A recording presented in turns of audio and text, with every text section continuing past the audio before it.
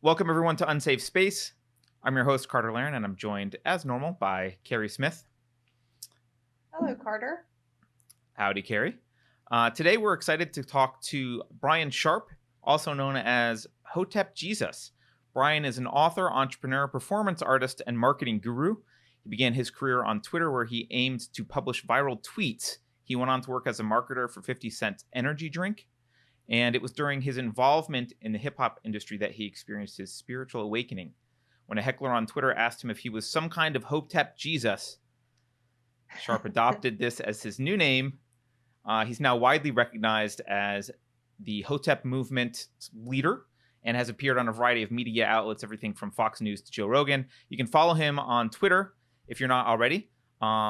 At Hotep Jesus. You can follow him on YouTube, on the Hotep Jesus YouTube channel. He's got a bunch of books at briansharp.co. You can visit hotepnation.com. We'll put links to all the ways to follow him in the show notes below. Brian, welcome to Unsafe Space. Thanks for joining us. Thank you very much, and thank you for that intro. It was very, very, very lovely and warming. Thank you. Well, it makes you sound like the baller that you are. I think I have your Twitter marketing book. I'm a Twitter failure though. So I read the marketing book and I was like, oh, this is why I suck at Twitter. I don't do any of these things. At least it makes sense to me. Yeah, Twitter's a beast, man. It's probably the hardest social media network to grow a following on. When you get the hang of it, it just starts rolling. Very special place to be. I love Twitter. That's my baby. It's pretty much the only social network I'm super active on. And yeah, so the book is very meta. Dominate Twitter. My techniques are very meta. What you'd expect from a social media book is not what you'd get from that. And a lot of the practices in that book are very much can be used in all sorts of life experiences and events, etc. But that's basically um, everything that was in my head. See, what was happening was I had like all these ideas swirling, actually rules. I had rules swirling in my head when I used Twitter. And I'm like, I got to like get them out of my head. And I was like, oh, wait, this is great material for a book. So I just dumped everything into this book and then I released it to the world. And it's been great. A lot of people have been using it and seen success. One of my greatest students, he's about to do $1 million. I think he's projected to do 800,000 by next January. In the past, I would say about 2 years now. 18 months, he did $500,000 in revenue. Wow. Is it safe to say that the book then is, when you say it's meta, could it be considered like a mindset book, like attitude Yeah, book? absolutely. Absolutely. It's got a lot of that in there. In fact, one of the reviews I got said, Brian will change your mind from a consumer to a producer, because a lot of people find that being an entrepreneur is daunting. And it's like, once I show you like a few tips and tricks, you're like, oh, I can do this. It's like, yeah, anybody can be an entrepreneur. It's not that hard. But I think that, I had to take a lot of knocks. Um, to understand what is truly marketing, what is truly branding, because you get a lot of this stuff from people who say this is marketing, this is branding, but really that stuff is like advertising and promotion. And I teach some of that stuff, but really what makes people stick, and the organicness, that's what I specialize in. How do you cultivate a following, organically? And that's Mhm. what I focus on. Yeah. Cool.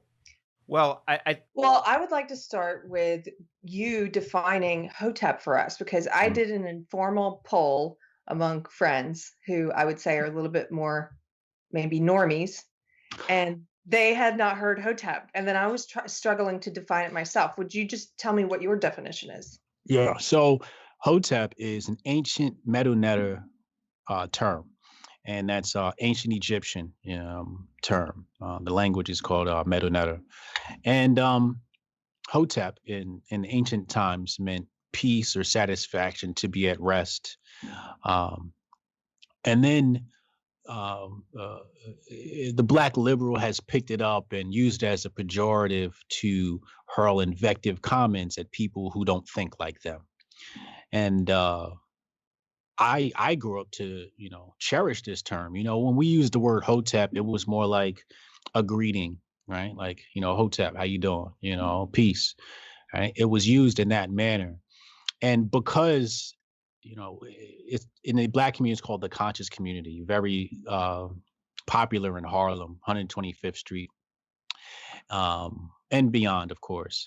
But we greet each other with this term Hotep.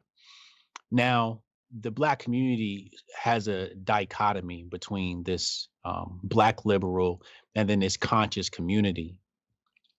And the Black liberal has identified that we use that term Hotep and called us Hotep. So they flipped it to this pejorative noun. And I'm just like, when they first did this around the time of Trayvon Martin, Mike Brown murder and all of that, I was providing, I was saying, Black economics is the way. Let's focus on ourselves, da da da da. And they're like, shut up, Hotep, shut up, Hotep, Hotep. And I'm like, you can't be a Hotep. Like, that's not how the word is used.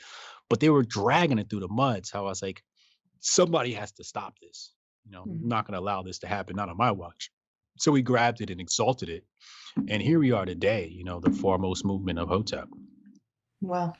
So when you say you were focused on black economics and the Black liberals were dismissing that, can you just dig into a little bit about what you mean by that? Because I think a lot of people aren't sure even what that means. Like, do you align yourself with conservatives? Are you something different from both? When you say liberal, do you mean like classical liberals or social justice warriors? Like, what's the SJWs? Sort that out. Classic liberals, liberalism as a whole, whether classical or neo, I find to be white supremacist in nature, to use that term loosely. But conservatives, we definitely are way more aligned with them. Can you repeat the question one more time? I just want to make sure I answer it. You know what? It was a crappy question because there's a lot of jumbled stuff in there. So I asked about Black economics a little bit, but I was asking you to Black separate. Economics, right. So separate yourself out from the others. So the thing is that they complain about like, let's say, police brutality, right? Or they complain about poverty, inequity, and these things. And to me, these things are just a product of not controlling your environment, not controlling your economics. Economics is exchange of scarce goods and resources as defined by Thomas Sowell in his book, Basic Economics. So if we're going to rise up, I guess you can say, the class ranks, you would have to control the exchange of your scarce goods and resources, as opposed to be begging other people for that. So I said, if we controlled our communities and the cops were Black, police brutality, in my opinion, would still be a problem. You just wouldn't be able to attach race to it. So that would be, one piece of the puzzle has been solved, the race problem. When we look at Japanese in America were placed in internment camps. Well, they're one of the highest earners in America. And shout out to Masayoshi's son, richest man in Japan. Japanese do very well for themselves globally. And they didn't do that by crying to Congress. They did that by practicing group economics. Like I watched the latest Ip Man, and the latest Ip Man was like very interesting on how the Chinese operated, where they had a governing body here in America that represented the Chinese interest. And when the Chinese came over here, you basically went through this Chinese body out in California, and they helped you assimilate to the economics of America. Well, we don't really have a governing body that hasn't had the nose of the white liberals stuck into it. Right? So it's like, where are our governing bodies? Where's our accountability? Right? And I think that even when it comes to my own experience, I was down for a really long time. And the only way I came up was because I looked in a mirror and I said, everything that's in your life is your fault. You put it there, whether consciously or subconsciously, you put it there. This is your fault. And it was funny because the moment I took on this mindset, I had so much control over my life. And then I rose to prominence. And I'm like, well, this can work for a group just as easy. Yeah. Accountability, just be accountable for what it is you do to your community. Because yes, we've been arrested mentally. We've been arrested physically. And there are things that the government has done to us, but nothing has been more detrimental to the Black community than integration, than welfare programs. Like these things are the things that really destroyed Black America, not, the racist and burning of crosses on our lawns. That stuff was, you know, eh, very peripheral. Um, so for me, it was like, what do we blame ourselves for? Where can we change things for the Black community ourselves? Because it's like, you think your enemy is going to help you? If you say white people are Right. white supremacists and your enemy, why would you go to them for help? That doesn't even make any, that doesn't jive with my common sense. But you can say what's in our control. And there's a lot in our control. So let's start there and we can worry about the enemy later.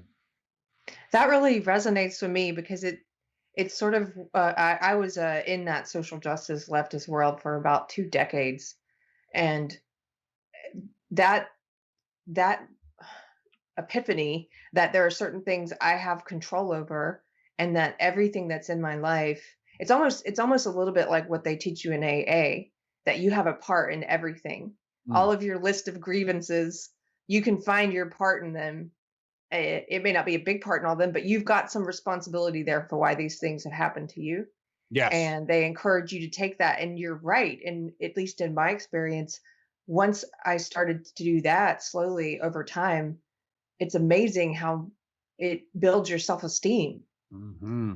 And then you're no longer sort of this, put upon victim of society, or at least that's the way I stopped feeling that way when I walked into rooms, Yeah. Yeah. So I have a question then, because you're talking about you made me think of, like, in Los Angeles, in Koreatown. I have a friend who's Korean, and she was telling me how there's this sort of informal banking system. There are Korean banks, there are Korean churches, there are people who will loan you money. If you're Korean, they will support you. And seems to be this separate but very positive way of building up the community, the Korean community in LA. And Mm-hmm. I didn't know anything about that at the time. Is that sort of the future that Yes. you're envisioning? Yes. Yes. I live Okay. in New Jersey. And in New Jersey, we have a large Indian population, especially Mhm. here in Central Jersey. And when you go to, what we call Little New Delhi, they got everything. They got everything they need right there. They got their own bank. The name of the bank I can't even pronounce. I can't read it. The name of their restaurants, they name after themselves. In fact, I used to get sushi from this place around the corner. Great sushi. I'd order it almost nearly every day, right? And one day the place was gone and it was replaced by a new Indian restaurant. And I'm like, the racist side of me is like, oh my God, they're taking over. But really, no, they're just practicing nepotism, right? But I think what they do well is, and there was even an Italian restaurant I used to go and get bread from. That thing's gone and that's replaced by an Indian restaurant, right? So, I think what they do is, because there's such a large population in a small area, they don't necessarily boycott those restaurants. Mhm. They'll just patronize their own places to where the other restaurants just can't afford to stay in business. And then once they got a business, they come and they buy the spot, and then they start flooding those spots and start supporting those places. Next to my gym, there was I can't remember, was there big large store was there at one point. Now it's a department store for Indian people. You know what I mean? And I think that's something that's very beautiful. And this is something that all people can practice. I was on a podcast earlier, and I was saying that I was a fan of Jim Crow. I think Jim Crow was a great thing. White people, oh yeah, white people wanted to have white only spaces. Good, that's great. They should have freedom of association. And when you look at the Black economics under Jim Crow, we were doing much better then than we are now. Our poverty rates have increased since integration. When we talk about Tulsa and Black Wall Street, right? And Black Wall Street not only existed in Tulsa, it existed in Chicago and Detroit. Where is that now? Where is that now? So your argument is that you're opposed to integration, like legally Forced enforced integration. integration? Yes. Are you separating that from voluntary integration? I'm hoping. Yes. Okay. Yes. Yeah, if people voluntarily, first of all, you got to understand black people and white people have voluntarily mingled for centuries, even when it was illegal. On Yep. the plantation, white folks used to go to the plantation at night and go party. They'd sneak onto the plantation and party with black folks and then leave before sunup, right? This is Thaddeus Russell, Renegade Histories, went and dug up some of this research.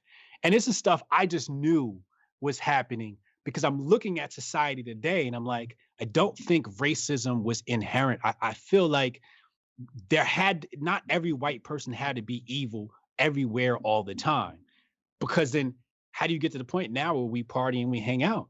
And then we start looking at like black music, right? And how much white people have loved black music. And the more you go back, the more you see white people enjoying black music and breaking color lines, right? So I'm like, Yep.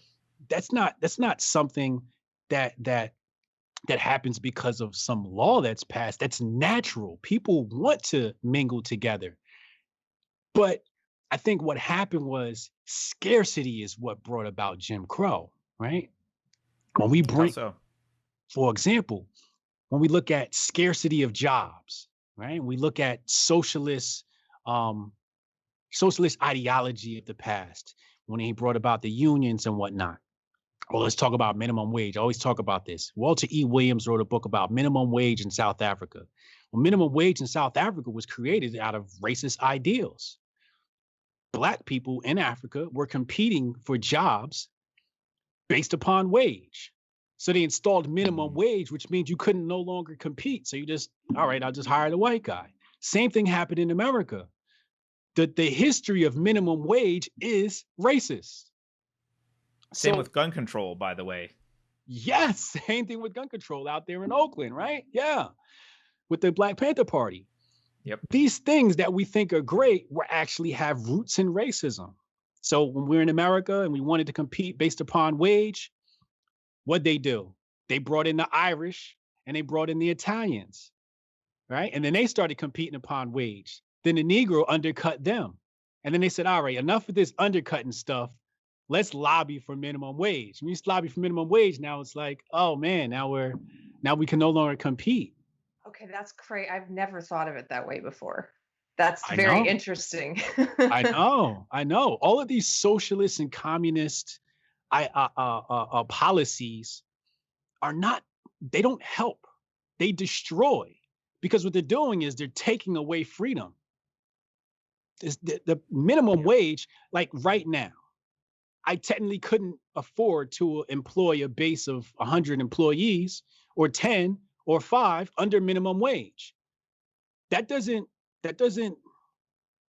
for example, how is a black person straight out of high school who can't afford college supposed to get real skills if they can't get hired somewhere? And I can't afford to pay them minimum wage. And if I don't pay them minimum wage, they lock me up or they find my business. But if this person who maybe is living at home with their parents and it's like, they don't need to make a whole lot of money, but if I pay them $5 an hour or I take care of their gas and I buy them lunch every day, they can come get real skills. And after a year or two, I can send them, go on, and now they can get a job. If you intern under me, like you're worth 50 to 60, $70,000 salary in 2 years. Look at the people that just read my book. Imagine working under me. A person that read my book and bought lunch for me a few times is making $500,000 in 18 months. Imagine if you worked under me 5 days a week, but you can't even do it because it's not legal.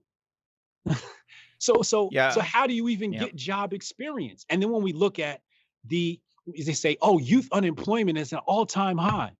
Yeah, because you got the minimum wage.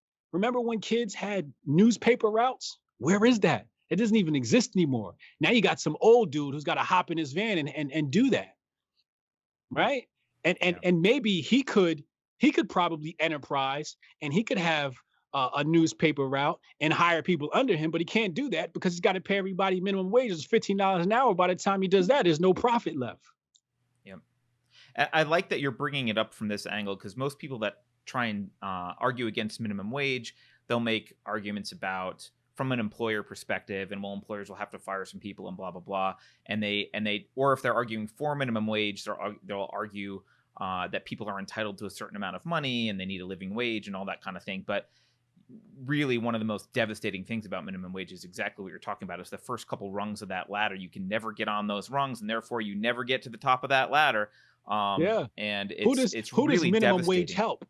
It helps the large corporations because Absolutely. they have the money and they can be innovative. They say, all right, fine, I'll just outsource to Ukraine, or I'll outsource to India, or I'll do what McDonald's did and just install computers, or Yep. just turn their jobs into automation and bots. Wait, I'm so glad you brought up McDonald's, by the way, because I remember this years ago. There was a minimum wage battle, and I was doing some research on it, and people were, I think McDonald's was even, involved in the battle somehow. And it turned out at the time, I looked it up, and the CEO of McDonald's had a robotics background. And I was thinking to myself, you guys are idiots. You know what this guy's going to do, right? You're like pressuring him to increase minimum wage. What do you think he's going to do? He comes from the robotics industry. He's going to replace you with a robot. Of course right? he is. Of course he is. But if you destroyed minimum wage, they can get their job experience. That's right. This is so interesting to me because one of the things I've talked with Carter about, Brian, is that when I was really ensconced in my echo chamber on the SJW left, I didn't hear a lot of moral arguments for the opposing positions. So, for example, people would say, and it was just taken as a given, as this accepted truth, just like gravity, they would say, well, of course, if you care about people, you want to raise the minimum wage. I mean, it's a moral argument. You care about people, you want to pay them more money, right? Yeah. I think the people who, whether they identify as conservative or Hotep or libertarian or whatever, have to get better at making these moral arguments the way that you are. Yeah. About why they oppose, because I had never even heard this argument before. Because they won't allow you to hear that argument. When you're in that SJW echo chamber, they're going to say, oh, capitalism is rooted in white supremacy, it's racist, and that black guy right there is a coon. So you're not even going to hear that argument. It won't even make it to you. Yeah. And that goes back to like rules for radical. Rule number 5 by Solinsky is demonize your enemy's argument. Demonize his most potent weapon. Right. And the most potent weapon is capitalism, right? Capitalism, free market capitalism is a beautiful thing. That's part of the American dream. Why do people come to America? They sure as hell don't come to America to get a job. They come to America to be an entrepreneur. America was built based upon entrepreneurship. And all these socialist policies do is they hurt the little entrepreneur. How do people rise? For example, if we practice Black economics and we say all white people are evil, well, who's going to hire the Black people if all white people are evil? You need a Black entrepreneur. Well, the Black entrepreneur can't hire you because he can't afford to, or it's not legal, right? And when I say it's not legal, it's because you might say, oh, they're running a hair salon out of their house. Oh, that's illegal under communism. You ain't allowed to do that, right? Yeah. Or they'll say, to do hair, you need to get a license. Now, I'm a Black person. White people don't know about Black hair. But you got to go to a white man to get a license to do Black hair. Yeah. That doesn't make any sense. I should tell you as the white person how to get a license from us to do Black hair. That's funny. I've been pushing during these lockdowns. We've recently decided it's the 20s again, right? Yeah. And with all of these the way that they've ramped up all these different measures, they've stuck their nose in businesses more than in the past. I think we're going to enter, it's like a new prohibition era. So we just need to start doing speakeasies for everything, like speakeasy hair salon out of your house. Do it. Well, when we talk about prohibition's another thing that only benefited the wealthy. Yes. Look at John F. Kennedy's father. He was big on bootlegging. That's how he made his money, right? That was his rise to fame. Bootlegging. Yeah. Exactly. This and look at the people who had religious exemptions.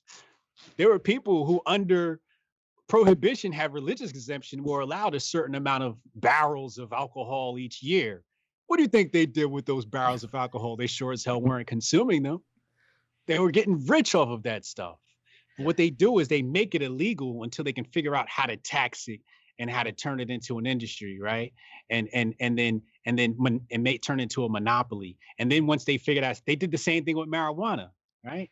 They said before we're gonna make this thing illegal. They did it to hemp. We're gonna make this thing illegal until we figure out, how to get our grubby hands on it. And then it's legal now after you done incarcerated everybody. That's right. You know That's what right. you're And making me think of is here in Texas, I learned that during Prohibition, all the wineries, the reason why so there's a lot of wineries here, and it's quickly becoming like the second, I think, most visited wine destination outside of Sonoma and stuff in California.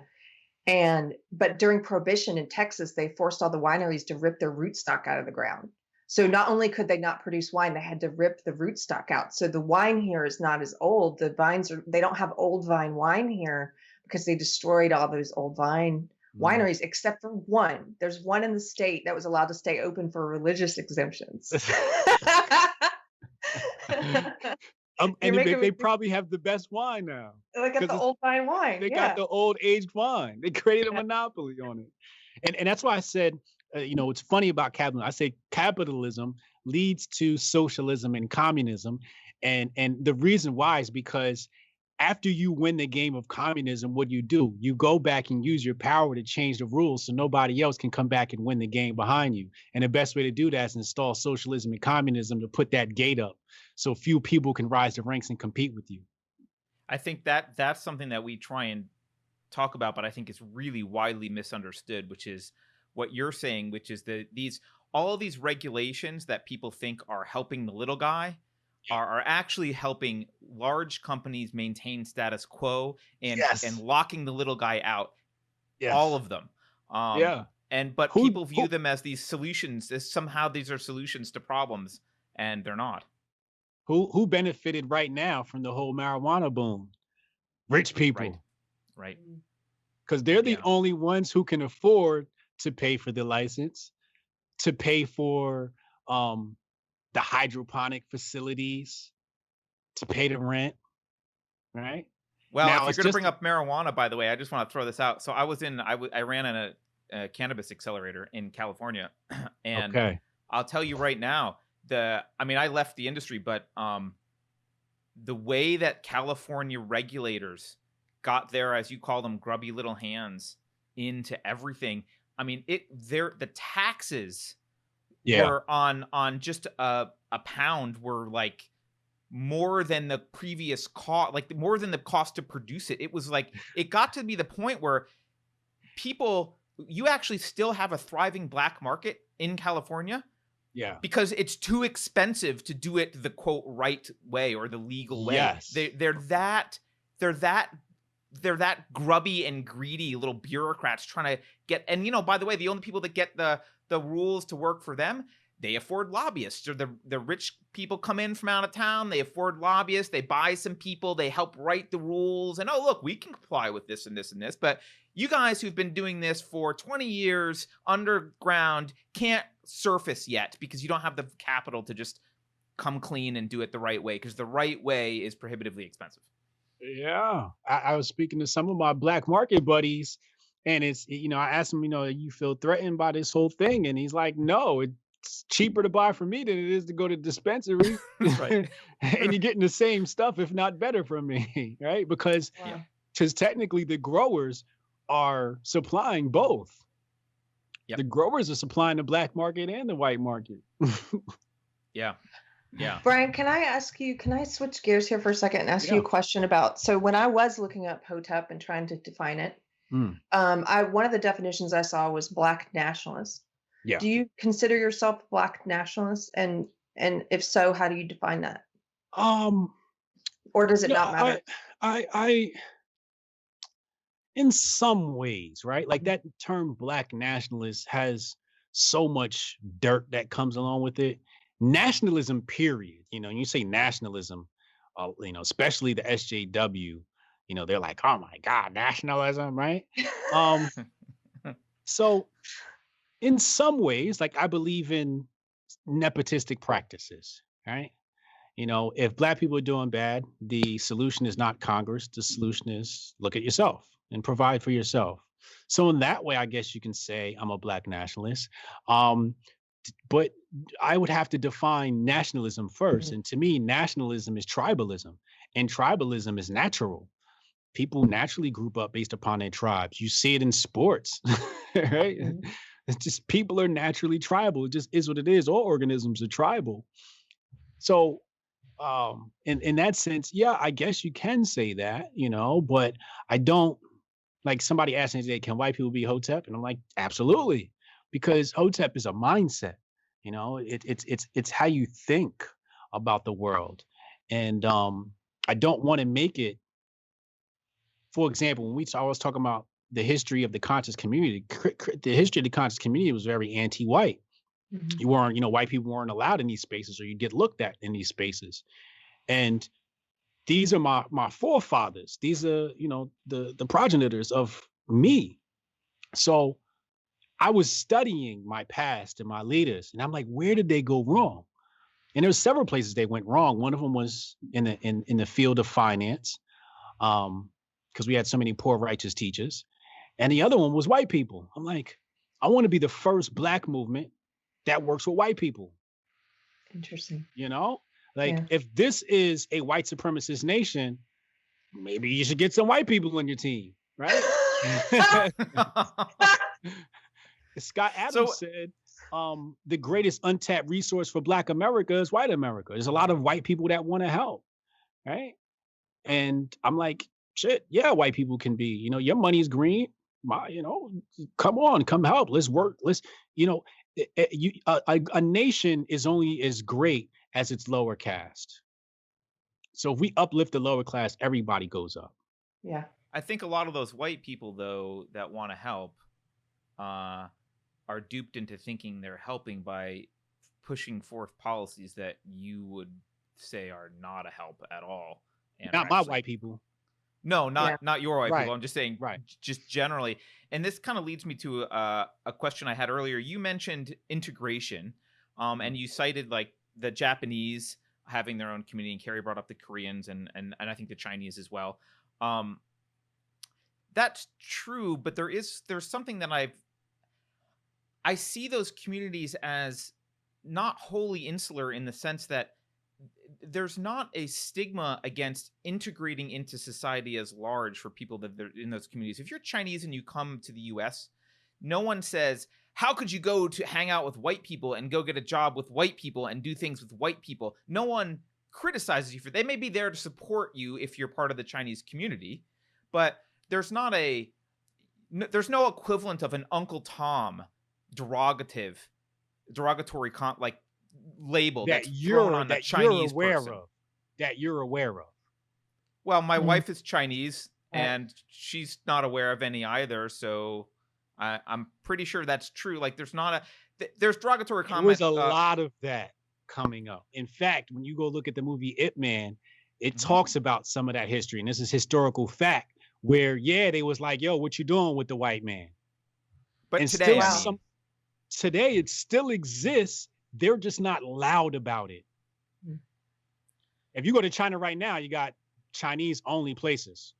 Yeah. But that's in China. I mean, I've spent a lot of time in Japan too, and it was actually good for me because I got to, this is what it feels like to be a minority who's discriminated against. Like, you would go into a bar and they everything would stop and they would be like, we're closed. Look around, you're like, you're clearly not closed, but I'm just not alled. I get that. I'm leaving, man. So I get that, but like in America, they seem to be very good at integrating, right? Or no? I wouldn't call it integration. I wouldn't even call it assimilation.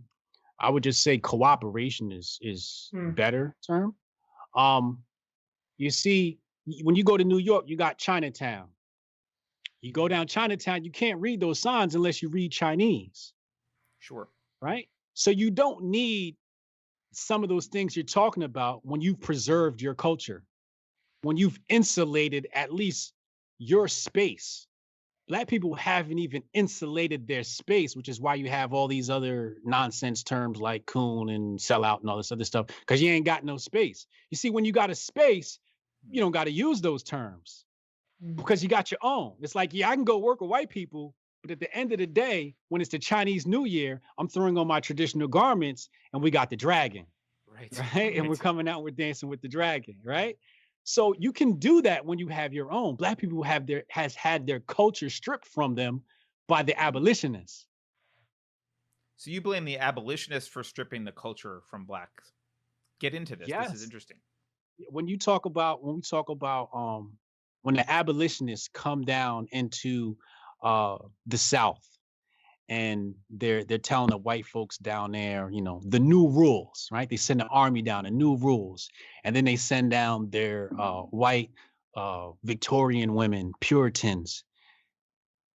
Let's come forward. Board of Education, Brown versus the Board of Education. Right inside Brown of Board of right inside of that, they say assimilate with the culture. Hmm. Right inside that bill, that's that Supreme Court case. Assimilate these black people to the culture. Same thing happened when they went down to teach black folks. It wasn't about teaching black folks to read and write. It was about teaching black folks how to assimilate into white culture. Can I ask you what there's a distinction that Carter and I sometimes draw, or he was the first to draw it for me. When he talks about culture, he said sometimes people are talking about two different things. That culture can be like a set of philosophical beliefs, like what underpins the founding of your civilization or your culture. And then on the other side, culture can be a lot of more innocuous things, like your specific cultural food or dress or dance or festivals, music, art, stuff like that. And so when you're talking about the eradication of Black culture, are you talking about both, or or more than the other, or all of the above? Also, let's look at the scientific definition of the term culture. Culture, you might look at a petri dish, and it's something where something supports life and grows. If your culture doesn't support life, you don't have a culture. That's in my personal opinion. So when I think about black people, I'm like, we don't have a culture. Where is our traditional dress? We wear the white man suit. I've thrown away all my white man ties and suits. I don't wear it anymore. In fact, when you go look at the history of black people in the suit, even the Philippines, they wore something called a zoot suit, which was a mockery of the suit, right? Before, when you wore the suit, it was tapered and it had fit properly. And then what we did was we wore it all extra baggy. You see it in the beginning of Malcolm X. We wore it all extra baggy. We were not wanting to assimilate. We were mocking the suit, right? So the lack of culture breeded a new culture that we took from their culture, right? So this is what happens when you're a lost tribe. You're finding ways to find yourself. And that's what black people are. We're a lost tribe. We don't know who we are. You got black people who say, I say, let's go back to Africa. I'm not from Africa. What part of Africa? Blah, blah, blah, blah. Then you ask them about slavery and they'll say, well, the white man brought me from Africa. So it's like, which one is it? You can't hold both of those at the same exact time. You got to pick one. Are you African or are you not? So when I dress up, I wear the traditional garments of Ghana, right? That's what I do, because I don't know my culture. I've been assimilated. I don't have a language. I speak English. I speak the Anglo-Saxon language. I speak the Queen's English. And the better I speak the Queen or King's English, the better I do in this society, this white liberal dominated society, right? You say, oh, look at this black guy. He speaks so well. He's got a good command of the language. He's got a great vocabulary. But where is my language? Where is my vocabulary? I don't have that. We've been fully assimilated. And that is the huge problem. When you talk about the Chinese, the Chinese, they might not use some of that language, but they have their own language. They definitely have a culture that they can use as a referent, so they can distinguish themselves, like, oh, this is American culture, this is Chinese culture, and there's consciousness of any assimilation that they're doing or any integration. They know where they're going from and to, and they see that line because it's very clear. And so what I'm hearing you say is you don't know where you're going from. You're lost in the sense that you feel like there's no starting point, but here you are in a culture that doesn't feel like yours. Yeah. So now we're forced to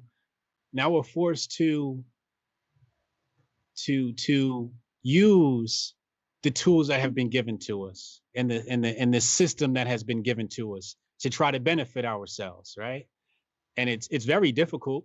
I can't say it's easy, but that's what we have to do, And in order to do that, you got to work together. You got to work with somebody that's willing to help. That's why I'm not, ostracizing white people. I'm like, you willing to help? I need help. We need help. Mhm. You know, like I got this white guy that's doing a film for us. He's like, yo, if you got any black kids that want to learn film, send them to me. I'll teach them for free. You know what I mean? Now, you know, we just, like I said, Hotep Nation, our 501 would have never been built if I depended on black people. Just wouldn't. We're just way too lost. We don't have the capital. Not enough of us have the skills. Not enough of us have the experience or the expertise. When I think about myself, I'm like, I'm one of the lucky ones. I grew up in a 6-figure household income. I was born with a silver spoon in my mouth. My mother and my father earned 6 figures. My mother worked for a Fortune 500 company. My dad was one of two black electrical inspectors in the state of New Jersey. And he dealt with racism as far as that was concerned. He'd go on a job site and he'd say, send me a different inspector. You know, this guy is too hard on me. You know what I mean? So, but I come from a place where when we moved on our block in New Jersey, the neighbor across the street, who was very nice to me, some Italian folks, they said, you know, before you moved in, we had a block party every year. And for some reason, it stopped when you moved in. Well, I think a lot of people were upset because we had the biggest house on the block. Right? And some of the nicest lawns. In fact, they defaced our lawn. You know, Wow. we had a really great manicured lawn. And then one summer, the whole thing, you know, had yellow patches just out of nowhere. So obviously at night, somebody came through and put poison in. So we just resodded the thing and kept it moving. But we had the ability to do that. But I look at myself as one of the lucky ones who had, you know, everything. I was playing with computers since '80s. Right. I built my first website in the '90s. Right. I was there at the dawn of the internet when it came to the public. I'm one of the lucky ones. I'm one of the few. I am not going to find another one of me within the next 100 miles. So obviously I can't work with other black people.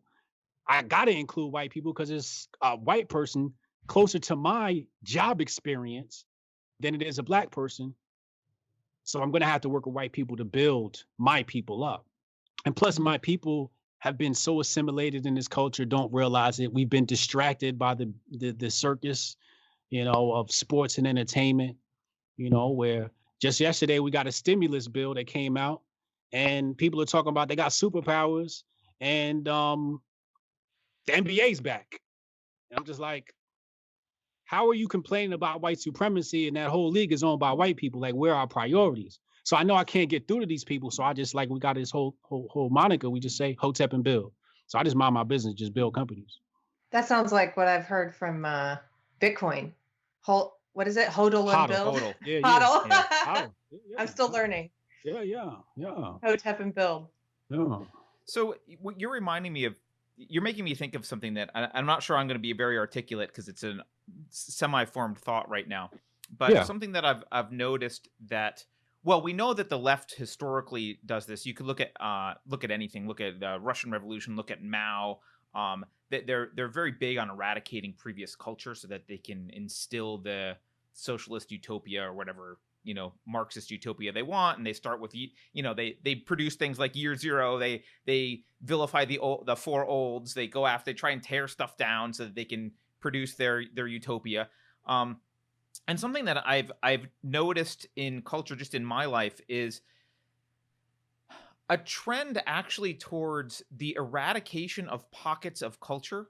And I've noticed it more in Europe where, like, I don't, let's just take France as an example, right? Okay. There's this vilification of anyone who says, well, French should have the historically French culture and French people, and there's a Frenchness. I don't even know what the Frenchness is really, but like there's something about Frenchness being French, and that should be preserved in some way. And the French historically were very good at preserving their language and everything else. They're very, you know, focused on that. And you see a lot of people on the far right complaining about immigration being like tearing down French culture because there's no forced assimilation. And they're complaining about all this. And, you know, I understand the, you know, I don't think people should be treated differently because they're from someplace or whatever. I get all that. But part of me has this feeling of like, well, you know, last time I was in Paris is probably 15 years ago. I don't know, maybe longer. Is Paris going to be around for my daughter in the sense that it was before? Is there going to be a Parisian culture? or is that just getting lost? And I look at, when you talk about the Black American culture, that's an example to me of something that I see like, oh, that was pretty eradicated. Like that was lost. That was like that culture was destroyed, and you almost have to kind of rebuild it. Are we in the process, because we're on this kind of Marxist zealot path of just destroying cultures generally around the world? And it just happened to you guys first for obvious reasons, but is that happening generally, or am I making any sense? Yeah. So the goal of globalism is to create homogeneity, right? And basically they want everybody to be the same, because then it's easy to propagandize. You see, when you think different and I think different and this tribe thinks different and that tribe thinks different, there's no way to create one propaganda program for all of us. You would need a propaganda program for each tribe, and that's just too difficult to do. So the thing you got to do is just try to make everybody homogenous. And once you do that, then we can just make everybody think the same. So that's definitely like part of the globalist agenda. So you would say that they would oppose the rebuilding of a Black culture within the U.S. entirely anyway, because they don't want really any cultures. Yeah, I mean, look at the Black leaders they give us. They're basically white. Or they would, I think they would be selling, and I think mainstream culture has been selling a really cheap kind of Black culture to Black people for a long time. Yeah. And even looking at like the little that I know about early rap and hip hop, and then how that, when it became commercialized and like brought into the mainstream and then sold back, it was different. It was about different things, right? Yeah. So I think that there's this effort to sell a kind of cultural Blackness that's not necessarily, from my outside perspective, not necessarily beneficial to Black people. Yeah, I mean, let's look at Black Lives Matter. The name is Black Lives Matter, but it ain't got nothing to do with Black people. In fact, it's turned into a Black male hate group, which reminds me of the KKK. Yeah. Black Lives Matter is the new KKK, in my opinion. They've taken Black and gay women and radicalized them to hate Black men. We are the enemy. In fact, when their site first launched, they said mothers, parents, children. It was like, wait, parents? You mean mothers, fathers? Wait, you erased us. Wow. Oh, that was a pretty cool trick. Even when I remember Caitlyn Jenner did something and I had a comment. I don't remember what my comment was. It's probably critical. And then I was attacked on Twitter, which is fine. But everybody had Black Lives Matter in the bio. And I was like, wait, this is a white person and you're attacking a Black guy, but you're defending this person because you've chosen your sexuality over your race. So Black Lives Matter is really an LGBT organization. And if that's what they are, that's fine. Let's call it LGBT Lives Matter. Let's not call it Black Lives Matter. But that's what the white liberal does. It's when you have a movement that could possibly uplift Black people, they have to come in and usurp it, take it over, and redirect it. That's what the NAACP was. I got a great book here. I recommend everybody read. You guys know about Marcus Garvey? I know who he is, but I don't know from his Wikipedia, enough. But that's not much. They don't tell you about this man. Right? But this is select writings and speeches of Marcus Garvey. I actually have several copies of this. But when Marcus Garvey talks about the NAACP and how he walks into branches of the NAACP and they're full of nothing but white passing Negroes. And W.E.B. Du Bois, a so-called Black man who's a mulatto who never saw a Black person till the day he turned 20, supposed to be some sort of Black leader, right? In fact, Honorable Marcus Garvey actually met with the KKK, right? And he talks about that, right? But these are the leaders that they push to the back. They don't tell you about Marcus Garvey, right? They didn't tell you about how W.E.B. Du Bois sicked the white man on Marcus Garvey, had him extradited, locked up, thrown in jail for several years. This is what they do to Black leaders. Sabotage his business, the UNIA, right? His organization and all of his businesses, Black Star Line, his boating expedition that goes back and forth to Africa, right? This is what these new Black Negroes do. They destroy Hoteps. When we think about forefathers of Hotep, we think about Marcus Garvey, right? This is the man we think about from Jamaica. My father's from Jamaica, so I grew up around his history. When we talk to white people, I always ask them, "You ever heard of Marcus Garvey?" And you're like one of the few white people that heard of him, but you couldn't tell me much about this guy, right? No, Right, nothing. right. And there's a reason for that, right? Because they want you to have this one idea of what Black people are and what they think like and what they should be. And that's what Black Lives Matter is. For example, when I had my blog, right, super popular blog, one of the reasons why I'm successful today, my staff was entirely gay men. And this is before the dawn of Black Lives Matter. So when Black Lives Matter came out and was like, Hoteps are homophobes, I'm scratching my head like, y'all could have sworn I had a staff of 7 gay men working for me, and we all got on fine. One of them, Denzel, gay young kid, he was like maybe 18, 19 at the time. He used to call me his uncle, and I used to call him my nephew. It was like family to me. And I used to mentor this kid.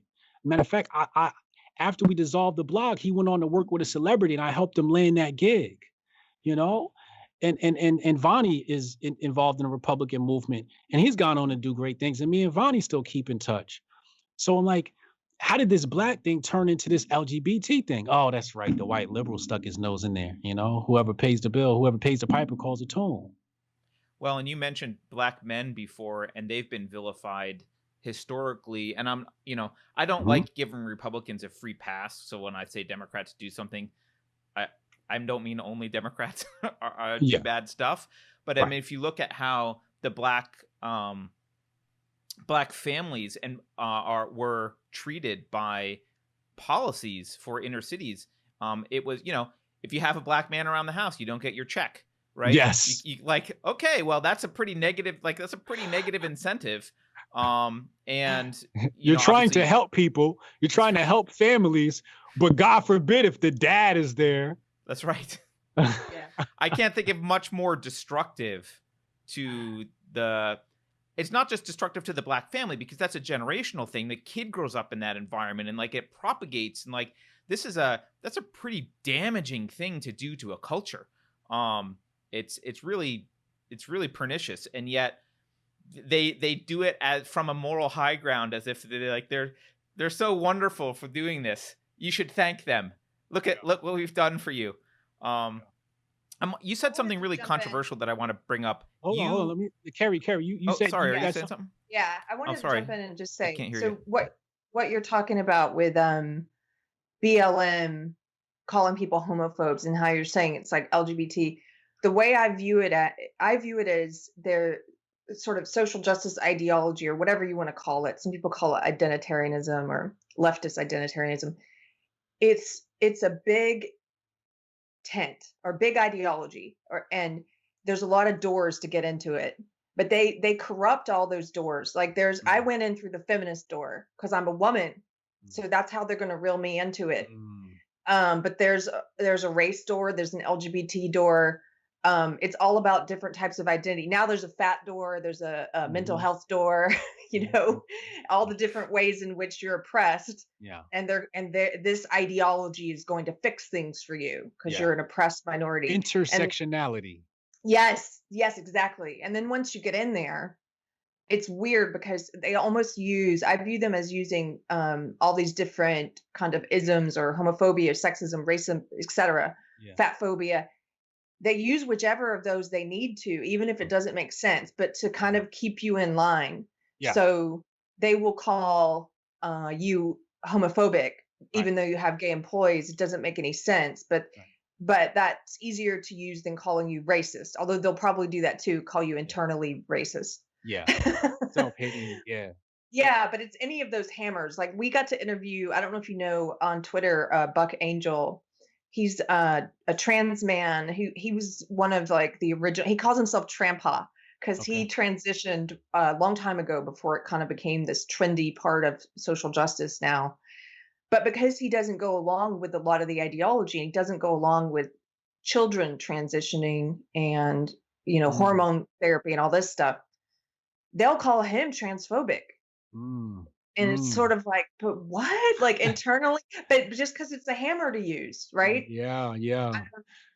There's not really. I'm sorry. I'm kind of just rambling. No. Really when you look at that community, right? Trans people don't agree with a lot of this stuff. That the Yes. SJW stuff. Gay people, I speak to gay people. I ain't with that. I don't know what they talking about. I'm gay. I might be gay, but I ain't running around telling everybody to be gay. In fact, I don't think people should be gay. I don't, Right. I've heard people, gay people say, I don't wish this on anybody. I've Right. heard I've them heard say that. that, right? It's the people who aren't among this community who are dictating the ideology. Mhm. People who aren't trans, the people who aren't gay, who are dictating this ideology. And then see what socialists do is they take people who have been ignored, right? They take people who have legitimate problems, legitimate gripes, and they pay attention to them. And this is what Republicans and conservatives fail to do. They fail to look at the people who have been pushed to the outskirts of society and say, you got legit gripes too. How can I help you? So the socialist sees the opportunity in that Yeah. and goes to those people and says, hey, I'll help you out. The problem is their solutions are very destructive to the entire nation and people themselves. You see what I'm saying? Intersectionality, when we look at that, that is one of the most divisive ideologies to ever be created, right? Intersectionality, to section people off based upon differences. Just like I told Black people when they say, I say, let's go back to Africa. They say, oh, which part? There's 1,000 nations in Africa, 128 nations, whatever it is in Africa. And I'm like, I don't care how many differences there are. What do they have in common? And let's start there. Right? The human species has more in common than we do have different. Yes. Right? Absolutely. So why are we looking at our differences and not our commonalities? Why are we trying to bring people together through our commonalities? When I look at Black people, I say, if you make them put respect on your Blackness, you ain't got to make them put respect on your gayness or your transness. I spoke to my mom and I said, back in your days, 60s, 50s, what was it like with gay people, trans people? She's like, yo, we had a trans person in our community and everybody knew she was trans and that was just who she was. And nobody bothered us, no problem. We had gay people and it was never a problem, right? In fact, when we look at the history of gay people in New York City, well, guess who had a problem with gays? The government did. It was illegal to have these gay bars. Yeah. This the same government these liberals are aligned with. And who helped these gays? The mob. Oh, I didn't know that. The mob is one of the people, the Genovese family actually would buy clubs and turn them into gay bars. In fact, one of the Genovese, there was a gay woman whose husband was upset that she was gay.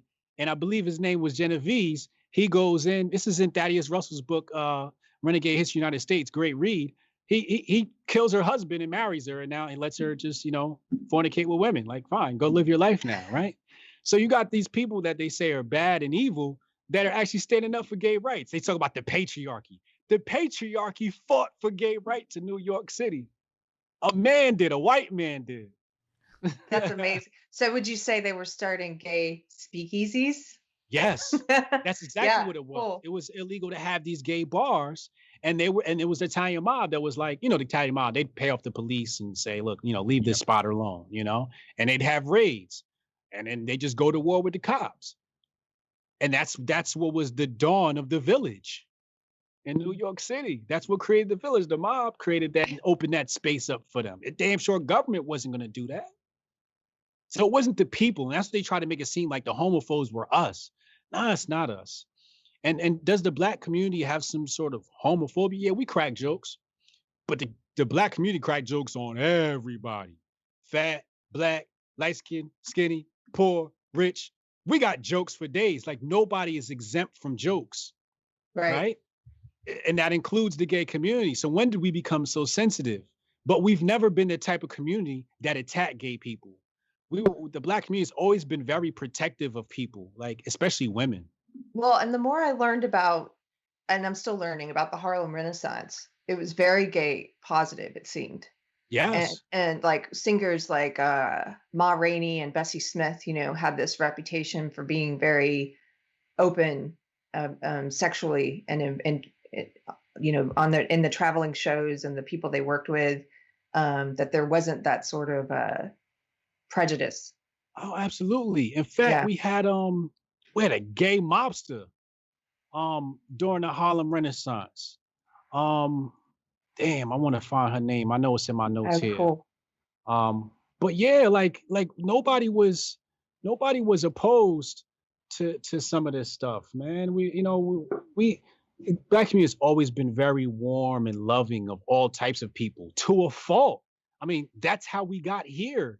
When white folks landed on the shore of America, we opened up our arms and they opened up their arms. you know, so we've been loving to a fault. Dark humor is allowed here. I love it. I love it. So you've brought up a couple times. You've brought up the difference between government trying to do something and people doing it. Yes. And I want to dig into that just a little bit, because one of the things that I heard you say that I think might shock a lot of people is you seem to be against government forced integration, which I am Yes. as well, but I don't really talk about it much because, boy, if I say that, I'll sound like a real crazy. But Yeah. I think you're pointing out that when integration is forced, you actually end up with the opposite effects culturally. People resent that force, and it actually destroys any natural integration that might have happened voluntarily. Am I putting words in your mouth, or am I getting No, that no, wrong? What do you think about no, that? no, you're absolutely right. In fact, I just found some notes here. Chicago Defender, July 1923. It says don'ts for newcomers. And this is for people from the South, newly freed, coming to the North. And this is what some of the black people reporting. Don't hang out windows. Don't walk the streets swearing at the top of your voice. Don't clean your fingernails and pick your nose on the street. Don't flirt with the grocer, especially if your hair is still chunky and full of bed lint. Don't sit out on the front steps in bare feet in your undershirt. Don't drink moonshine, especially before going joyriding. Right? Like there's a whole list of don't brag, don't stand on corners and insult women who pass, don't spit on the sidewalks, don't be a flower flusher, don't be a grouch, don't be silly, don't send your children to school half fed and half dressed, don't let your children run you. Don't forget to make friends. There were these rules when they were releasing black people and they were assimilating us. And black people purporting some of this stuff. But my bad. I found it. Here she is, the black gangster, Madam Stephanie St. Clair. Oh my gosh, I've never heard of her. I've got Yeah, to look her up. Madam Stephanie St. Clair. yeah, gangster, Okay. gangster black woman. And I believe was a lesbian. Nobody had. You better not had a problem with her. But in fact, I Bumpy Johnson was her bodyguard, and don't then know Bumpy Bobby Johnson Johnson, either. Bumpy Johnson inherited, basically her gang, so on and so forth. After her. Yeah, but Bumpy Johnson, that's how he learned organized crime. But my bad. Let's go back to your question. What'd you say again, Okay. Who, Mr. me? Unsafe Space? Yeah, Oh, yeah, no, I was just you said I in was just regards to the asking. Yeah, I integration. was just asking, like, if you think that when people are forced to integrate, it actually undermines the natural integration that they might do if Yeah. left alone. Like, they might have eventually started to integrate a little bit more, or voluntarily associated, but when that association is forced, it maybe builds up some resentment and actually causes the opposite of the intended goal socially. Yeah. Yeah, absolutely. So let me go back in time. Let's go back to um pre-revolutionary war.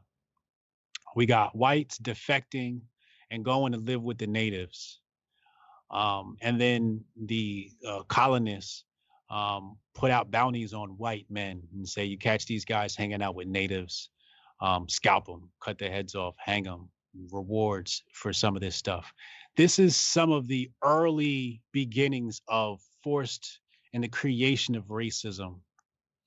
Um, then when you talk about how the United States government has treated white people in America, the working class, seizure of land, right?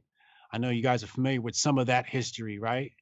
Um, when you take from people and give to other people, it creates animosity, right? Um, and that's some of the roots of the racism, where they see you're taking from me and you're giving to these black folks, right? So they have this resentment. But you got to understand, some of this racist stuff wasn't rich whites, it was poor whites. And really, like, that goes back to the whole scarcity thing. What you're talking about here is poor people fighting over the same resources.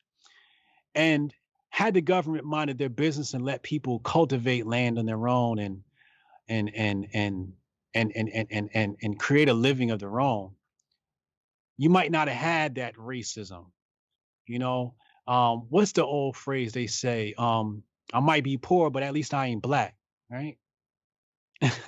That sort of mentality was pushed into the poor white Southerner because, to be black was the worst thing ever.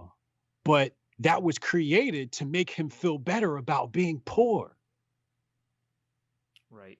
And when these poor white people already didn't have enough, and then now you're making them share with black people, you create even more animosity, where the government should have just minded their business and let the free market reign supreme. And I think people would have come together under better circumstances and would have been, less racism, you know? I have a question. I'm confused. So I guess maybe for both of you, since you were saying you agree about forced integration, Carter, do you not believe that it was right? It was the right move for the government to get rid of desegregation in public schools, because those are Are you public. asking me that question? Well, let's talk about that. So what happened was Okay. W.E.B. Du Bois goes down into the southern states and he speaks with some of the black people who are dealing with inequality. And when he spoke to them, the black folks said, we want the same government funding as the white schools. We pay taxes like them. We want the same government funding. He said, I'll only fight for that if you integrate. And they said to him, we're not concerned about going to white schools. We just want the same check that the government is sending them.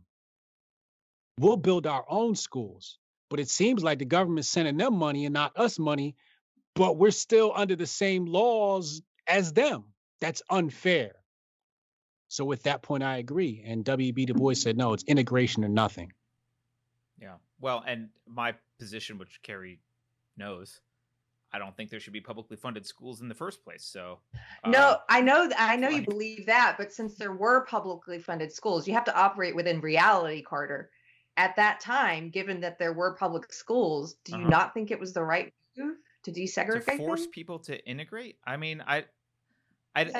I don't know. I mean, that's like you're asking me about something that I don't think should exist anyway. What's the right way to do it? Like, I don't know. I certainly, if they said we want the same funding, I probably would have said, well, then why don't they just give the same funding? Like, if that's how you're funding, why have this other requirement that you got to be bussed here and you got to be there and blah blah blah? Like, if that's not what people want, why would you force that on people? I don't care who people associate with. It's not my business who they decide to associate with. So it's about creating that homogenous society. That's right. That's right. Assimilating. Yeah. You've also said I mean, I know I've heard you say some very controversial things historically, and something that I find funny about this sometimes is you'll say something and people will go ape shit about it as if what you're saying is obviously false. But of course I don't pretend to know history, so I'll go look it up. Yeah, I got the I'll records. be like, well, let me go look it up. And then just as an example, I'll throw out. I think you said that Hannibal was black, and people got outraged. What I saw some people get obviously that's fake. So I looked up. Well, how do we know How do we know what Hannibal looked like? How do we know?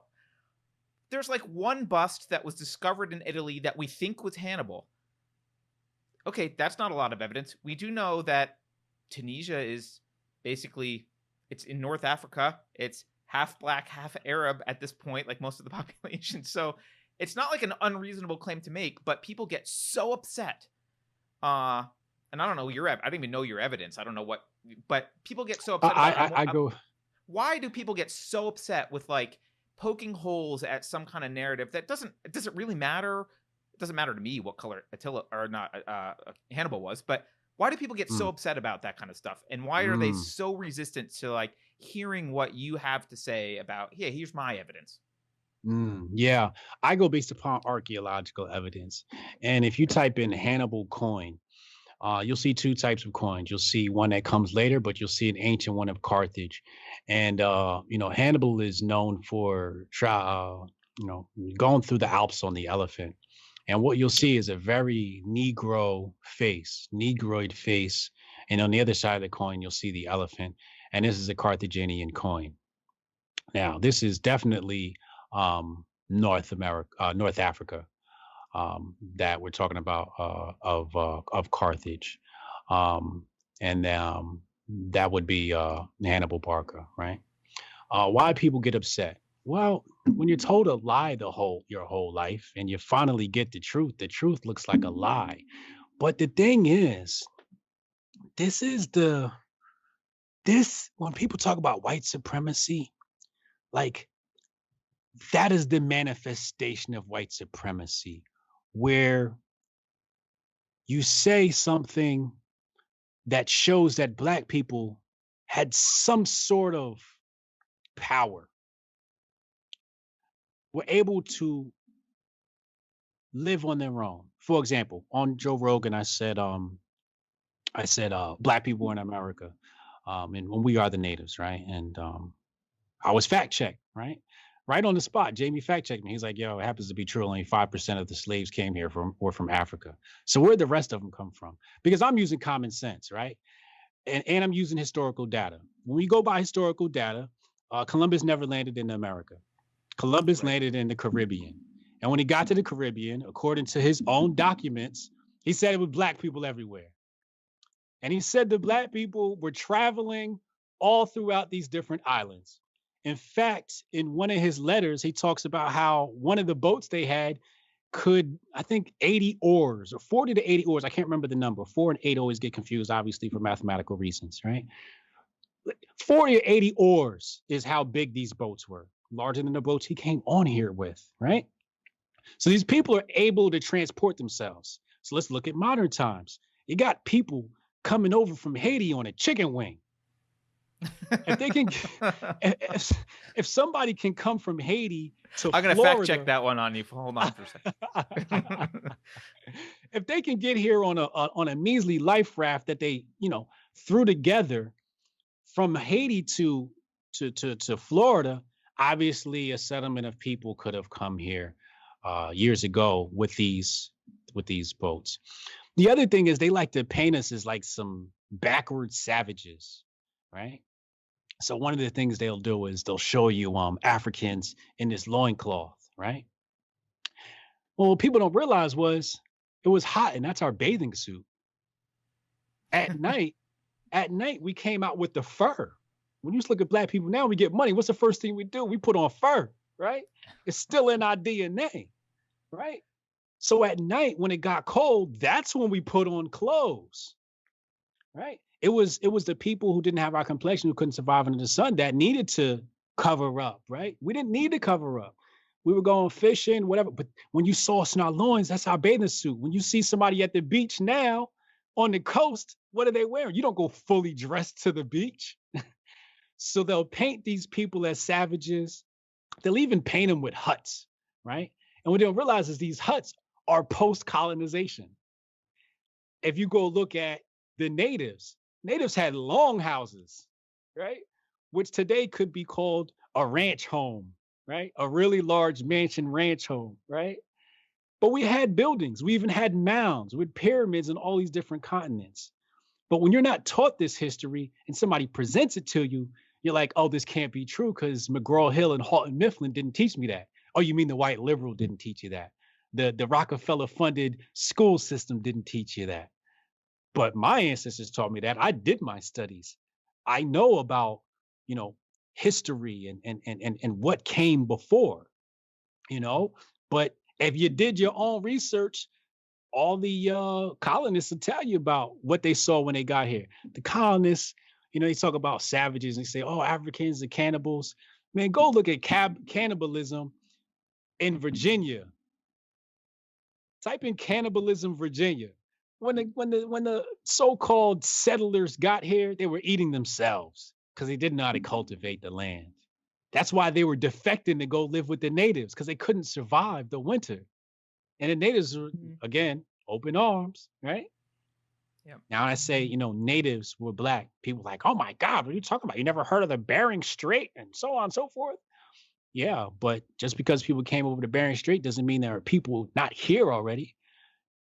Doesn't mean that those two types of people didn't come together and create some sort of miscegenation. That's definitely doable. But again, go look at the Olmec statues in South America. They'll bring up all types of excuses why the Olmecs aren't really black people. But go to Columbus's records. Go to Cortez's records. Bartholomew de las Casas. Go to De las Casas, one of the biggest slave owners coming out of Spain. They tell you about how many black people it saw there in our kinky hair. So if South America is attached to North America, you mean we didn't travel up north? We just said, nah, we're just going to stay here, right? Obviously, we were traveling. That's what people do. It's natural, right? But again, white people were taught that they were superior. And not literally in that sense, just by the omission of history. Do you think it was done because... So I'm in no position to argue historically because I'm actually quite retarded about history. So I'm slowly kind of fixing my historical knowledge. I appreciate that you're using primary sources because I think that's the way to do it. Which is, sounds like what you're doing. Do you think that the reason that blacks have been portrayed as savages without any of these things and they had to be brought here, do you think the reason is to have some sort of moral justification for how they were treated so that they can be viewed as non-human in some way or less than human? And therefore, if that's the case, then, well, it wasn't that bad that these are the things that the colonists did. Yeah, one thing, a lot of people, I hear white people say is, oh, we colonized you and we gave you a better life. Look at America today. And I'm like, you think this is better than how we were living before? You are sadly mistaken. We were very happy dancing on the beaches. We needed nothing. We starved for nothing. But the problem is white people's idea of civilization is completely different, personally, from my idea of civilization. I mean, they say, oh, look, we gave you the cell phone. Well, the cost of that cell phone was somebody else's life and livelihood. The cobalt has to be mined from somewhere. The quartz has to be mined from somewhere, right? You call that civilized? I don't call that civilized. This is a nation who has outlawed hemp and then created chemical plastic. You call that civilized? I don't call that civilized. The Industrial Revolution, you see white people, oh, the Industrial Revolution, that was so great. Yeah, Industrial Revolution caused a lot of pollution and a lot of people died behind the Industrial Revolution. I think our ancestors had a much better mastery over electricity and magnetism than we do today. What's the evidence for that one? That one I can ask. All you got to do is talk to Graham Hancock. He's the foremost authority on that, about how type in electricity pyramids. And it'll show you that, they were manipulated. People think electricity is some sort of crazy phenomenon. And you go look at Tesla, and Tesla was telling us about electricity. He was like, yo, technically you can just pull electricity out of thin air. Like, this isn't some hard thing to do. It exists all around us. It exists actually inside of our body. And Tesla himself said he was studying ancient African philosophy. He was studying Moorish sciences. You see, what the European did was they would go into Africa, they'd destroy, pillage, but they'd pull the knowledge out. When we go and talk about Rome, we got to talk about the Vatican basement and the Vatican library, which you're not allowed into. And all of the artifacts and knowledge that they pulled out of there. Well, there was a very secret society that had access to this knowledge. So what they do is they go in and they study these ancient texts and they come out and say, look what I discovered. You didn't discover shit. You studied some shit and then remixed it. and when you go look at like some of these people, they admit it. You know, they're like, I didn't discover this stuff. This is I just went and studied some old artifacts and documents. You know, go look at museums. You go to museums, it's 95% African and Native history and 5% white history. Wow. So I guess my question though is, So how is that civilization? well, I mean, I think so. I guess I have a more nuanced view. I don't like this idea that people say like, oh, we invented something from scratch. Like, obviously, everything is built upon everything. Like, I'm sure knowledge about many fields has been evolved over time from ancient civilizations all the way up until we are now. And I would not doubt that a large percentage of those, especially because humans originated in Africa, supposedly. I'm not an anthropologist, but I think that's still considered true. Then it would make sense that there's many different cultures, many of them black cultures, that contributed to knowledge. We know that there were some great African kingdoms that did a lot of things, but I when you say things like they understood electricity and magnetism, like if that were true, they would have been able to repel the Europeans. I mean, civilizations have conquered each other for like millennia, but like the knowledge of electricity that we have now is that's a very clearly Eurocentric. That's a very Eurocentric ideology, and that's also rooted in so-called white supremacy. You know, how to is say it Eurocentric though? I mean, what inventions only did they? white How do people, they harness electricity? only white people say shit like that, right? They say, Doesn't well, make if you it wrong. had, you know, all this technology, why couldn't you repel white people? Well, it's a very simple answer for that. It's very hard to repel a savage. It's very hard to repel a savage. So your answer is an ad especially, hominem against a especially, race of people? Is that your answer? especially if you're a peaceful people. You know, I don't disagree with that. What? You know, you have, for example, let's go to ancient Rome. Are you familiar with the plague in ancient Rome? Assume not much. So Okay. please, if All you right. you want to talk about history, just Rome assume had that a traitor. Rome had a traitor. I can't remember his name. It slips my mind. He stops the grain coming from Africa into Italy, Rome, and they fall into famine. What does that tell you? Rome depended on Africa for sustenance. If you follow Maslow's law of hierarchy of needs, you understand how innovation is created. So where is innovation more likely to happen? Is it more likely to happen where there's bountifulness and abundance in Africa? Or is it in Rome? I mean, before Rome had a road, Africa had roads, had all types of structures, so on and so forth. When we go look at some of Greek's greatest philosophers, where did they train? Pythagoras. He studied for 12 years in Africa, right? You go down the list, even the greatest physician. Who's a physician? Not Hippocrates. The one they claim is the father of medicine. I thought it was Hippocrates, but I don't know. Hippocrates, thank you. So they claim he's the father of medicine. No, well, how is he the father of medicine if he had to train from somebody else? He's the father of medicine for white people. That's different, but he's not the father of medicine. Pythagoras created this thing called the Pythagorean theorem, right? But he trained with somebody for 12 years. This was customary for Greeks to go to go into Africa, train, and then come back and bring the knowledge back and then put it in Greek form so people could understand it. But these civilizations were very rudimentary when compared to a civilization like ancient Egypt. If you want to understand math or the history of math, all you got to do is study the pyramids of Giza.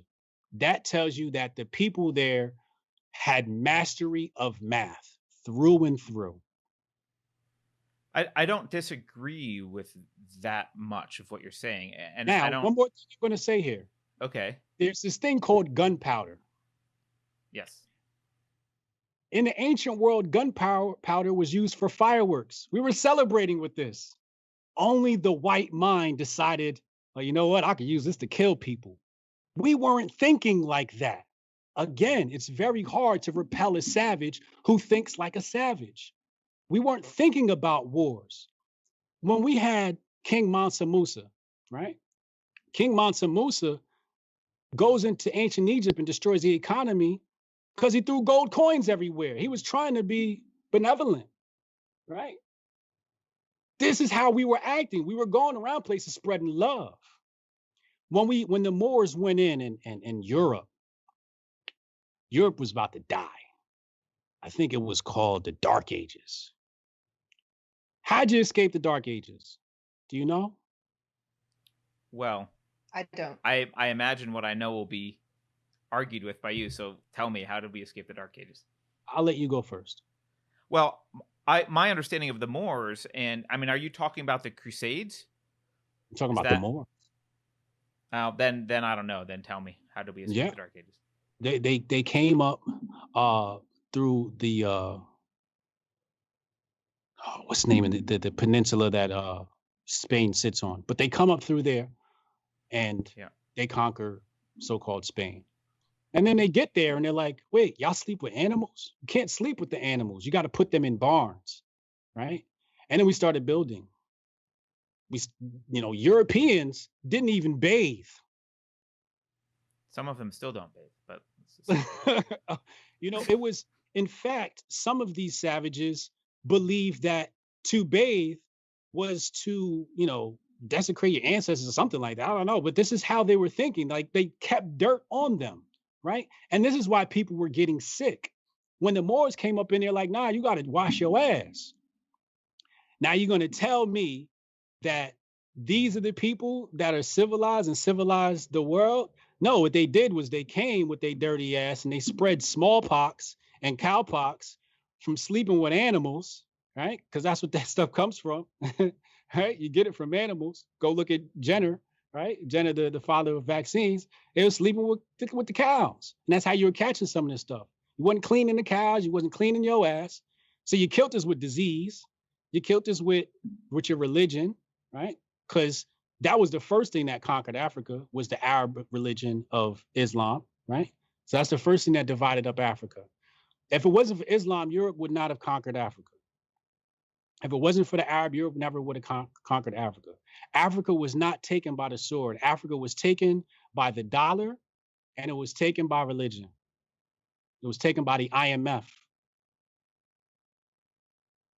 Right now, Africa is abundant in resources, but we don't control none of that, because the so-called whites created this thing called fractional reserve currency. Well, we're on the same page for that. Yeah. Okay. And this is how people were controlling nations and controlling kings, right? So when you say we could have repelled that, I mean, how do you repel somebody who decides to come up with a fiat currency? That's really difficult, because when you're thinking as a benevolent human being, you don't think, let me create fake money. That's some evil, weird shit. Well, I'll agree that that's evil, weird shit. But I guess the only thing I'm pushing back on is this narrative that the Africans were this benevolent, peaceful society throughout all of history, and only the Europeans were the evil savages. And I think there's evidence on both sides that humans have conquered humans on a tribal scale throughout all of history. And so I'm kind of uninterested. It doesn't even make sense. It doesn't even make sense. Common sense wise. Why not? All right, who outnumbers who? I mean, by the way, those were your words. I heard you talk about humans being tribal and conquering each other. So I kind of expected agreement. Have you changed your mind? I actually said that humans are naturally peaceful. But he said tribal. Can I interrupt here for a second? Yeah. I'm sorry, my internet is dragging, so I've been listening in little clumps, but I think I got most of it.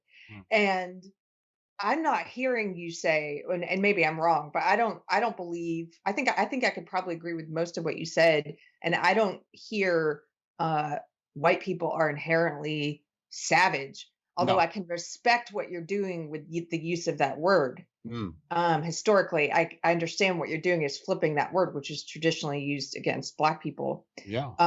to describe a different set of behaviors that were employed by white people in Yeah. Africa. Which by the way, Um, I'll agree was savage. I'm not Yeah. disagreeing I with mean, that the characterization. culture was savage. The Yeah. culture. I mean, they're talking about a place that's not abundant in food, so you'd probably be savage. But you said Black people or Africans were conquering other nations. Well, how come we didn't conquer the Middle East? How come we didn't conquer Asia? How come we didn't conquer all of Europe if we were like that? You know who was like that? Alexander the Great, because of his mother. They call him Alexander the Great. His mother said, he's going to be this great conqueror, da da da. And she was the one that put those thoughts in his mind. And that man was a savage. He went around killing millions of people, all because he wanted to conquer the whole globe. So who has a history of conquering? It's not Africa, because if we outnumber the European to today and has all throughout history, I mean, our numbers are increasing and the white population is decreasing. In fact, in the next 200 years, you guys won't be here, right? So Yep. when we look at that information, if we were to conquer you, you wouldn't be here right now if we were conquerors. Yeah, When I'm not Christopher sure that Columbus, follows logically, but okay. when we talk about Christopher Columbus and he goes to the Caribbean, he said these are some of the most docile people he ever met. He said they didn't even have weapons. It is the savage out of France. It is the savage out of Spain. Spain and France have been some of the biggest savages throughout history. So let me ask you this. Let me ask you, so because we could argue about this, but I don't mean this trivially. I really, honestly, sincerely mean this. I kind of don't care too much, because the question is, what do we do now, and what's the right thing to do now for people? Tell history as it is. Okay, but how does that help us? I mean, I agree with you that we shouldn't be telling people that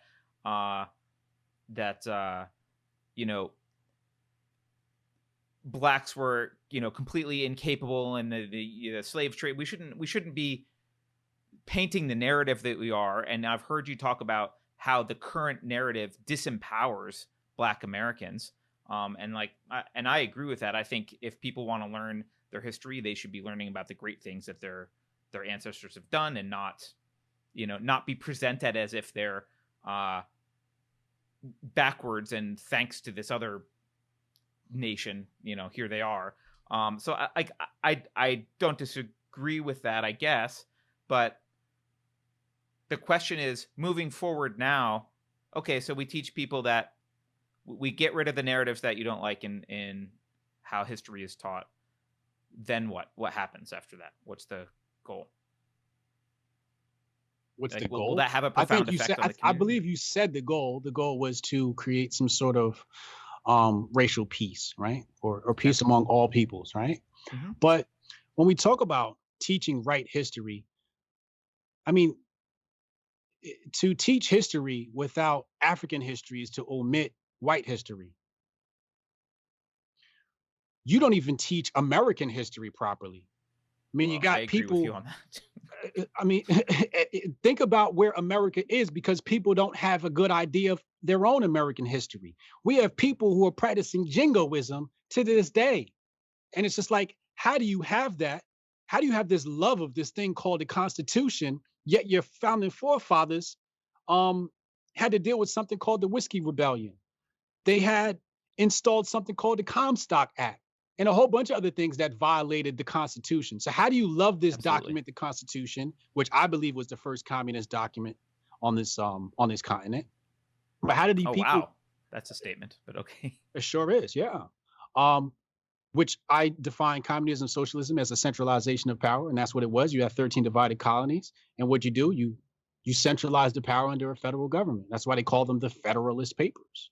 And then you had the Anti-Federalist Papers. You centralized power. It's the first document to install communism. And under the Constitution, no laws have been passed that have been more communist outside of Soviet Union and Mao and all of that stuff, but we're probably close to that.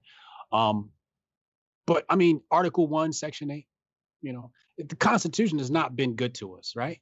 So if you taught history the way it is, maybe you'd have a population that would understand why their government just passed a stimulus bill that was attached to another bill that supplied foreign aid to a whole bunch of other nations while their nation people only got $600 a piece. Yeah. People would understand why that is. If you taught history like it is, the government would have not been overblown as it is now, because people would have checked it a long time ago. If you told people that we live in a socialist system and not a capitalist system, they'd be trying to pull us back into a capitalist system. But what we did was we told people that they live under a capitalist system. You can't live under a capitalist system when you have a central bank. I mean, Stalin said one of the first things you need to do to install communism is to have a central bank. So do you think capitalism, as you're describing it, which sounds good to me, is superior to all these other forms of government that you're talking about? Like, is that the system that you want? For now. Okay. I mean, what I want is freedom. When I think of capitalism, I think freedom. Allow people to trade freely, because people are going to trade. Allow them to do so freely without a hidden hand in there manipulating the system, controlling prices, et cetera, right? That's what I think of when I think of capitalism. The problem is fractional reserve currency, counterfeiting, which is the fiat note. Shit, you want to talk about jingoism? What about United States told you weren't allowed to own gold? Right.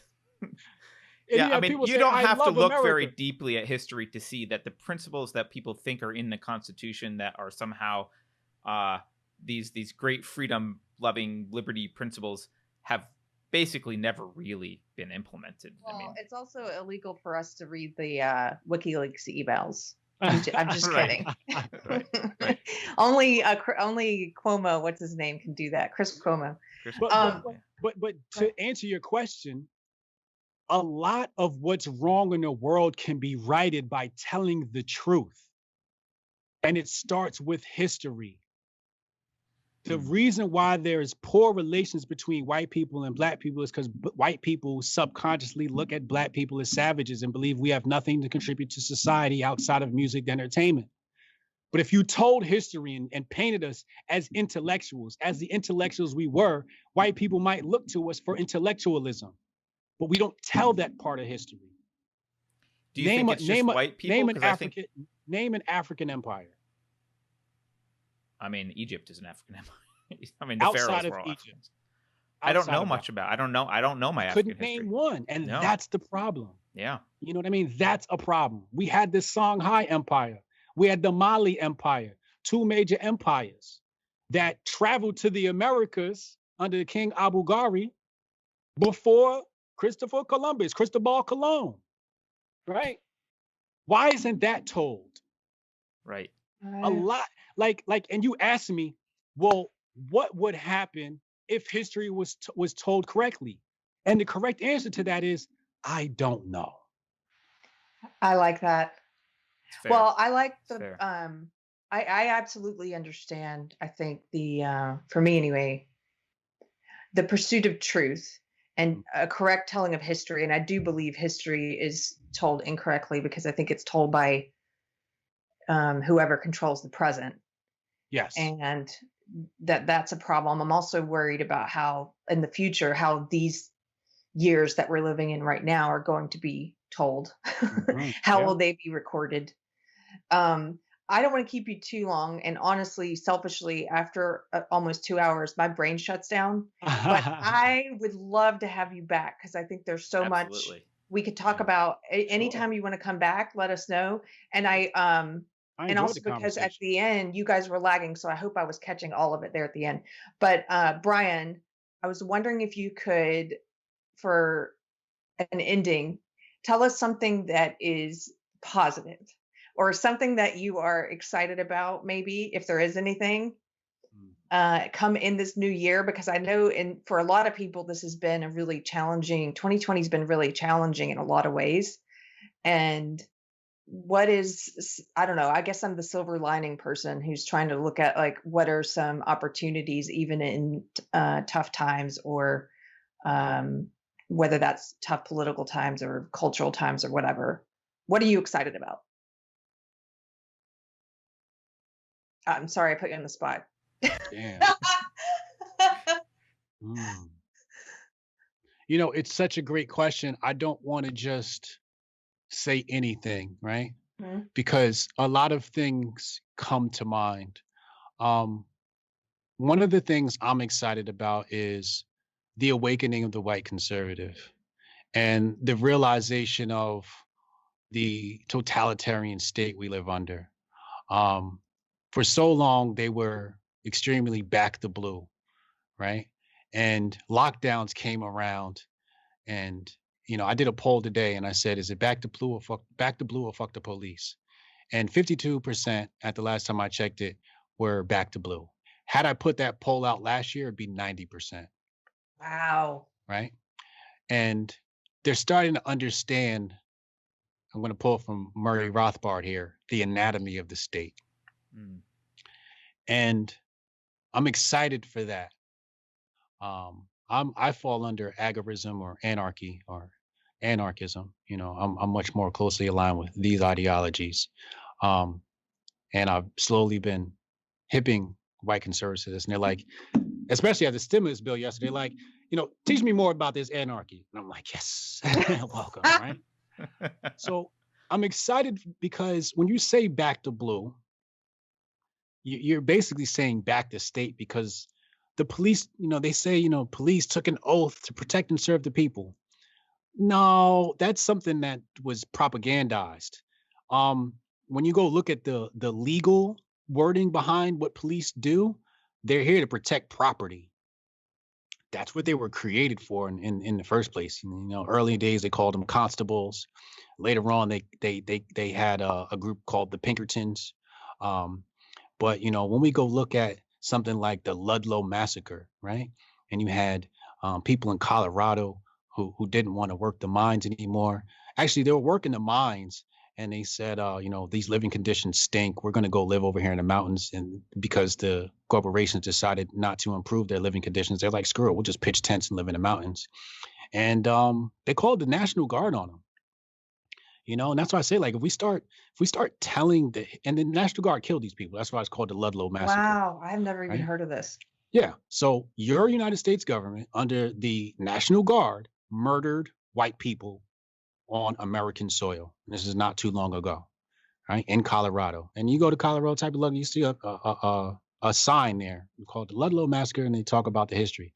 And as I said, if you teach people this history, it would destroy jingoism, and jingoism is the problem because it turns into love of the state, and that's the problem the white conservatives have had, because Black people have for a long time have complained about the state, and they've complained about police, and that's one thing I've sided with them is like, yeah, I don't like police. The police aren't actually here to help. All they do is ticket us and write tickets and surveil us, and they actually don't do much protection.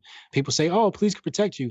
No, police don't actually protect you. They come and take a police report after you got your ass whooped or after you got shot. That's what they do. They take police reports, and then an investigator comes along, but they're not going to protect you from getting shot. You got to protect yourself, right?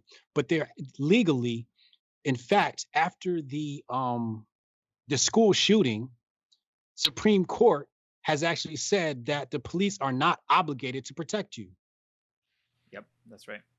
I remember that. Yeah. Yep. This is what the Supreme Court has decided. The police are not legally obligated to protect your ass. Right. Right. But they still purport this protect and serve idea that was purported through propaganda. So I'm very excited for them to release these ideas of propaganda, which come down, from World War II times and whatnot. Propaganda was heavy during them days to try and create patriotism and whatnot in the movies and so forth. But once we get the conservatives to understand that the state is the enemy, I think the left understands that sometimes. But I think that's the middle ground. Like, yesterday was one of the few days where the left and the right agreed when that stimulus came down. Stimulus bill came down. For different So reasons. once but yes, It's definitely always for different reasons. interesting times when I see the left and right agree. I'm like, what's happening there? Like Jeffrey Epstein didn't kill himself. everyone agrees, and the stimulus Yeah. package sucks, everyone agrees. Yeah. So those are interesting. Um, I just one quick question. By the way, I think that's a great answer, and I'm ANCAP myself, so I My guy. Well, look, here's the thing. Here's what I'm going to ask for your help. As I mentioned earlier, I don't know a lot of history. Like I was an electrical engineer. I was a math dude, not a history guy. And I've been learning more and reading more. I have Thaddeus Russell's American History book on my shelf, so I'll read that. But before we talk next, what should I read so that everything you're telling me isn't like totally new and bizarre and makes no sense to me? Give me a short reading list of what are some things I should read? It's only one book you need to read before our next talk, and that's Destruction of Black Civilization by Chancellor Williams. Okay. And that'll tell you about the peaceful how we had peaceful wars in Africa. Okay. And in fact, when the tribes had wars in Africa, you ever see these like masks, these African masks, and they look scary? Yeah. That's how we fought wars. We'd scare each other. Like whoever had the scariest mask won the war. I don't understand, how does Lockheed Martin make money off of that kind of a war? And how do we kill the undesirables in that war? I'm losing the purpose of war. I don't get it. And it wasn't even bloodshed. You know, it wasn't even bloodshed in our wars. It wouldn't be bloodshed. We'd fight. We'd fist fight. You know, I wouldn't say we didn't fist fight, but like this idea of like chopping people up and all that, like that wasn't our thing. well, it brings to mind something, and I may butcher some of this because it's been a while, but I remember years ago learning about, the Hutus and the Tutsis and the kind of bloody war that happened between these two tribes, but learning that a lot of the animosity between these tribes was installed by the colonialists, by the Dutch, I believe, right? Yes. So they were the first to come up with this system of racial superiority by putting out the idea that, one of these tribes is racially superior and doing all these measurements of nose size and facial size and stuff, and instilling this hatred between the two groups. And so then, of course, when they pulled out is when you saw this manifest into... Yes, they did the same thing with the Zulu tribe in South Africa. The Zulu tribe is now 13 different denominations, right? But at one point, it was only one Zulu tribe. But like I said, a lot of the savagery you see in Africa is post-colonization. Yeah, you reminded me of that when you said that. But yeah. Well, thank you so much, Brian. We're going to put it in the description here, but just remind people where they can find you online. Hotep Jesus. I'm mostly on Twitter. You can glue into my website, briansharp.co, Brian with the Y, Sharp with an E. It's the best place to keep up with me. Get my products, my books. I wrote a book on masculinity, which is more relevant now than ever. And I wrote a book on marketing. And then I have a jingoism destroying book coming next year as well. Nice. Excellent. Well, thank you very much for so your much. time. Yeah. Thank you for challenging me during this conversation. I love that part of the interview. No, it's been a pleasure, and you've given me some homework to do, which I'm looking forward to. So thank you very much. Yeah. Absolutely, thank you. Have a great holiday. You too.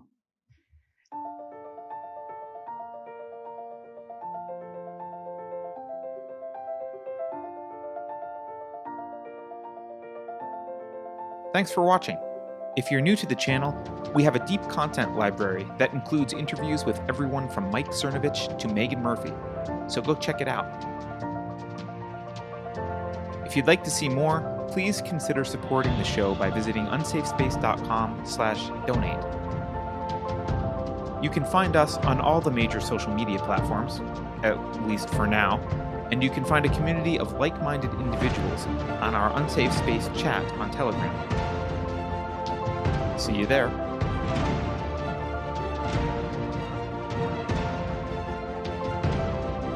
Warning. This is an unsafe space. Dangerous ideas have been detected. The content of this production has not been authorized by the Cathedral. Pay no attention to it. For your protection, the following co-conspirators have been unpersoned and marked for cancellation. Our concern for your safety is sincere in every way. You can definitely trust us. Here's a fun fact: what happens online does not stay online forever. If you think about it, no one should be allowed to express opinions. But don't. Think about it, I mean. That's not your job. Thinking has been scientifically proven to be less efficient than compliance. Did you know that listening to CNN is not yet mandatory?